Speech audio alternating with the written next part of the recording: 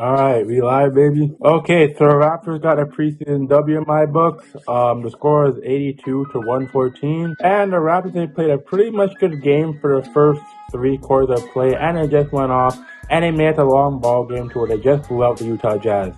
The first quarter it was pretty much tied at 22 points apiece, and it was going back and forth. The second quarter a bit the same thing, and then the third quarter just went like an 8-0 run and a 10-0 run. It just went ridiculous.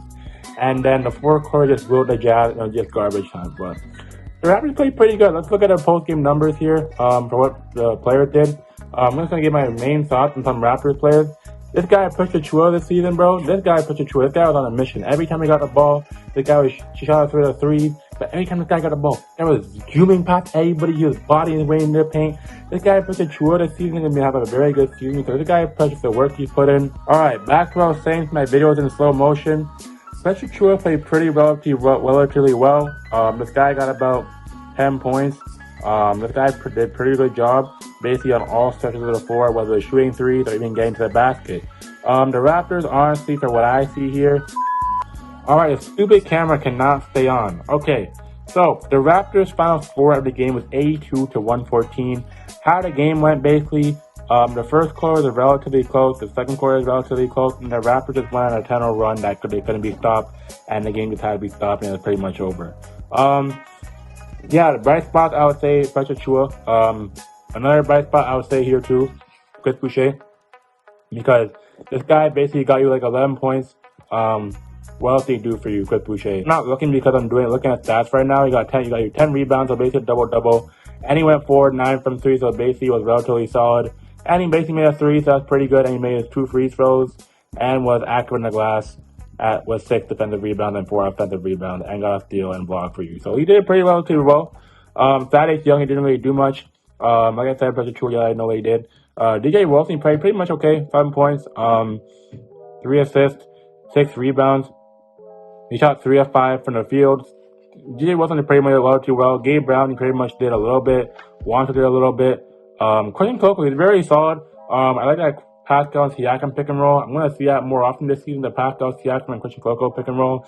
Basically having Pascal at 6'9", set a screen. So basically, this is Pascal and this is Christian. Once he rolls, he can't be stopped. Like, Pascal and Christian Coco duo, the Cameroon duo is going to be disgusting because you have Pascal at 6'8", or 6'9", then you have Christian Coco with his skinny length and versatility at 7 foot. It's just gonna be nasty.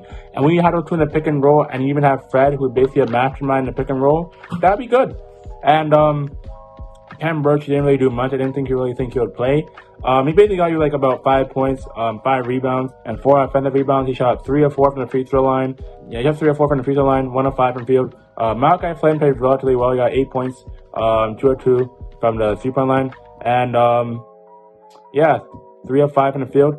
Yeah, he didn't really do much. Delano Banton with his finger roll. Delano Banton, you already know he does the work. 9 points. Edmonton was going. Edmonton was going. 4 of 6 in the field.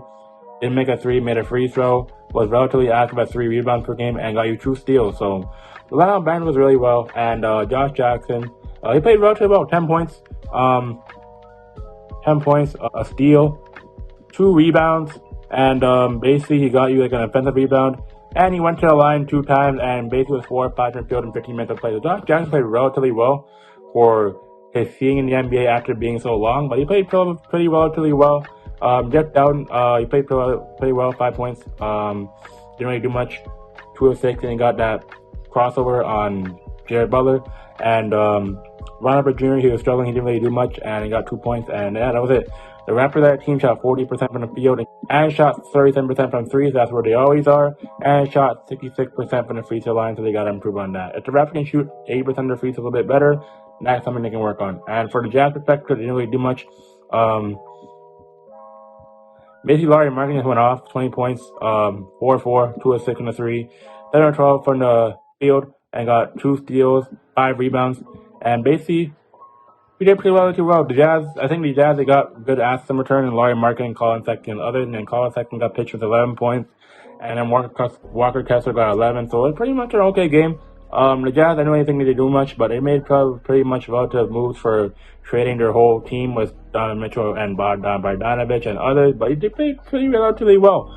And like I said, the Raptors shot 48% from the field and shot 37% from three, and basically got 66% from the free throw line and got 60 rebounds for them not having a center and just out rebounding the Utah Jazz. That's pretty good. And they got 20 assists. That's pretty okay. And they turned the ball over a bit, but they got 28 fast break points with 50 points in the paint.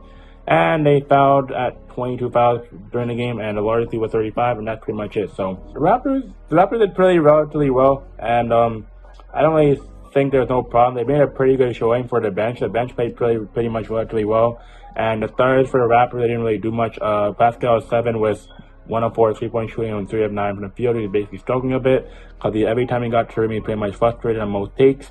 And he played 60 minutes tonight, so that's pretty good. And OG in 15 minutes. The starter basically played about 20 to 15 minutes, and OG got 5 points.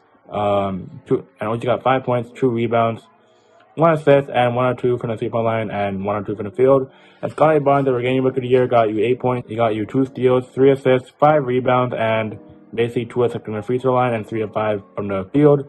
And Fed VanVleet got you 3 points, and you didn't really do much. I seen basically Pascal and Scotty bring the ball up a bit more, which is very good in playing Fred off the ball, which is what they should do because Fred's a very good off-ball player. As Fred got you 3 points, got you 1 or 2 from the field and 1 or 2 from the 3-point line, and didn't get to the line at all, but he had pretty much 3 rebounds, 1 assist, and he's doing what he does.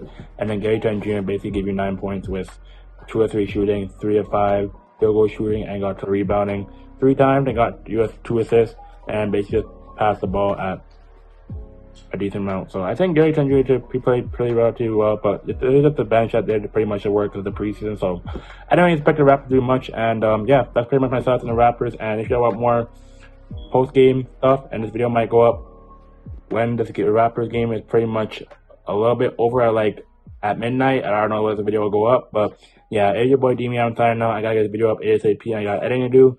And if y'all want more post-game videos, let me know, and I'm out. Peace.